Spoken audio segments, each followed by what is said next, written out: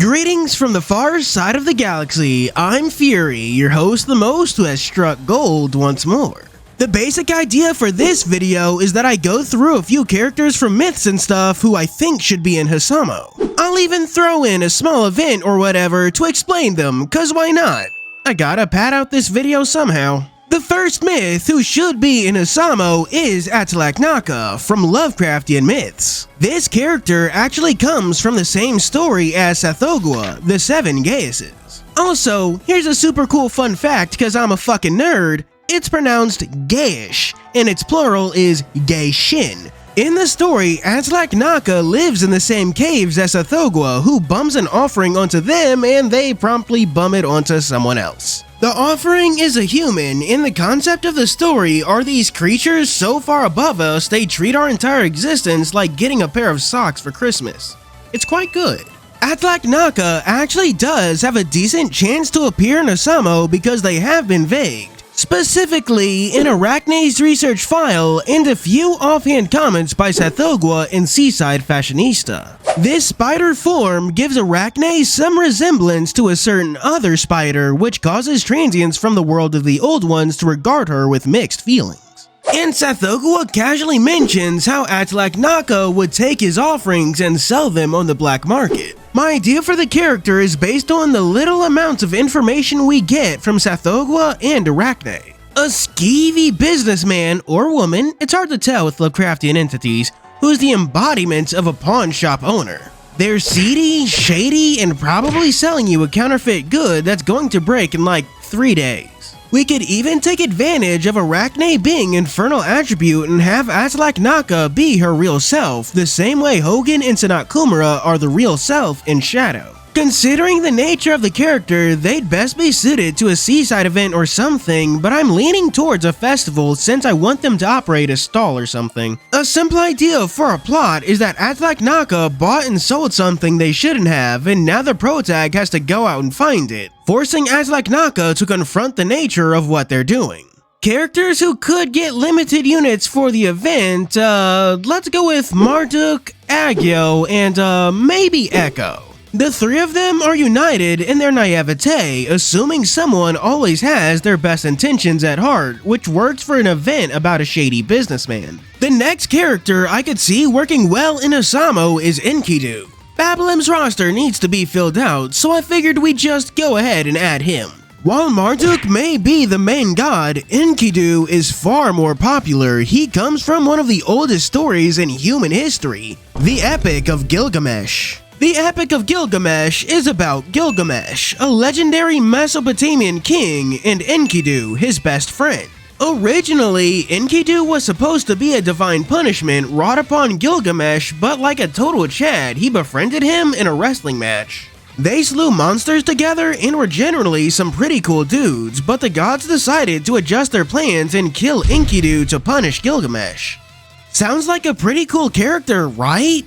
Well, he was often depicted as a bull man, so he's already been furrified. I'm thinking the transient Inkidu would be very similar to Heracles, a big beefy himbo who happens to come from another Valentine's event. However, I want to differentiate him from Heracles through the nature of their event. While the Valentine's time slip was about mourning lost love, this event's main theme could be about how you discern the kind of love you're feeling. Heracles' character arc would be figuring out if his love for his old friend, i.e. Gilgamesh, was platonic, romantic, or familial. As such, the supporting cast is made of characters who are centralized around these very tender feelings. We could have R19 as someone who's still discovering their emotions, Tangrisnir with a familial love for his brother, and Azazel who loves humans. It's a good way to give some old characters some attention and give them a great role in the story.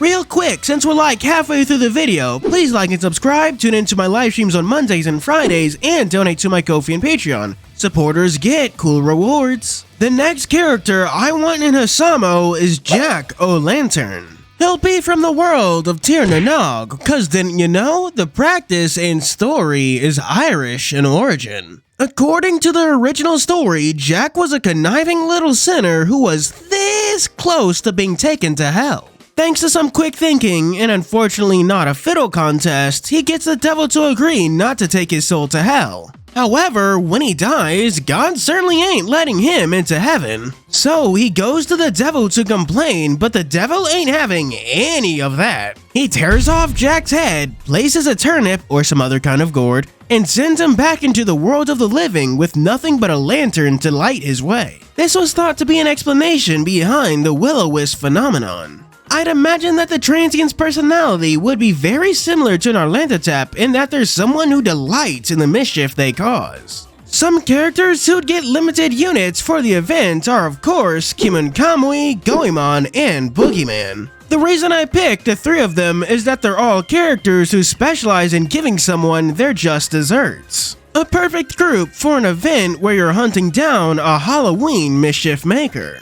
The fourth character I want to be in Housamo is Princess Kaguya. And I can check our obligatory woman off of our list, and yeah, that does it for our mandatory diversity quota. Anyways, the story of Kaguya is pretty similar to Western stories like The Princess and the Pea. It begins when a pair of farmers discover a child in a bamboo shoot. As she grows into adulthood, it's clear that she possesses a natural and divine beauty. Many suitors seek her hand, but they all fail her increasingly Sisyphean challenges. At the end, when no suitor is found, her true family returns to take her back home to the moon. They place a shawl over her shoulders that erase any memories of her life and family on Earth and return home. Quite the tragic ending indeed. Either way, I'd think Kaguya would fit one of the smaller filler events rather than a major holiday or something. It begins with the protagonist running into Kaguya, distraught over her lacking love life, so the protag decides to help her find a husband. They go to the Berserkers and meet Garm, but she wants a husband, not a pet, so the now trio goes to the missionaries. They meet Hati and seem to be hitting it off until Gabriel wanders her way in. Kaguya wants a husband, not a cringe lord, so the trio, now a quadro, go to Roppongi. There, they meet Lucifuge and things go well. Kaguya goes in for a hug and then passes out. Kaguya wants a husband, not a walking biohazard. But as Kaguya gets back up, she realizes that the protagonist is their ideal spouse. She tries to take them away and a boss battle ensues. Honestly, I like this event because I feel like it would just be funny. The going theme for the supporting cast is not only characters who've been ignored, but also those who struggle to make a relationship. Garm misses his master, Hati longs for his moon, and Lucifuge wants his lord. This event's main theme could definitely be dealing with loss and the desire for companionship. I'll be taking a different approach for explaining the next character I want in Housamo because if I don't mean to toot my own horn, but I'm fucking cooking. It starts with the protagonist waking up and getting ready for their day as they run into the proprietor of the inn. We'll call him Lotus. Lotus introduces them to the inn's only other three guests, Temujin, Yoshito, and Turing. The protagonist is surprised to see them there, but the group goes out to have some fun. Lotus even joins in. But there's something worming its way in the back of the protagonist's mind this entire time. Why isn't there anyone else on the beach? They can't even see any other ships in Tokyo Bay. What are they doing here? They bring this up to the others, but Lotus just tells them to relax as a battle begins.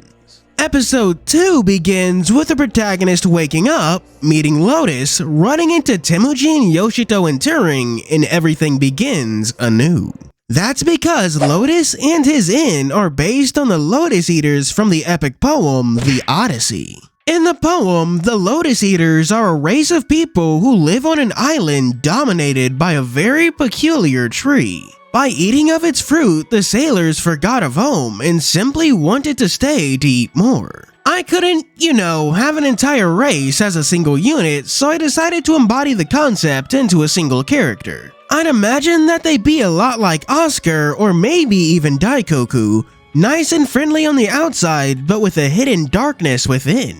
The theme I had for this event was betrayal, which is why I picked the side characters I did. Temujin was betrayed by the exile of Xanadu, Turing was betrayed by his home country, and Yoshito is doomed to be the betrayer and the betrayed. And our hypothetical transient Lotus is betraying their trust and trying to convince them to betray their friends, staying with him forever. A good event that can deal with the loneliness and isolation that comes from being the betrayer and the betrayed. I could go on, but even I eventually have to do our Patreon shoutouts. For 3 stars, we have special thanks to 87 Werehog, Deku, Zora Chow, Choron, Garon Lefay, Dran King Yara, Unknown RC, Lightning Shadow, and Kayun. For 4 stars, we have Miki Moon, the mysterious operative.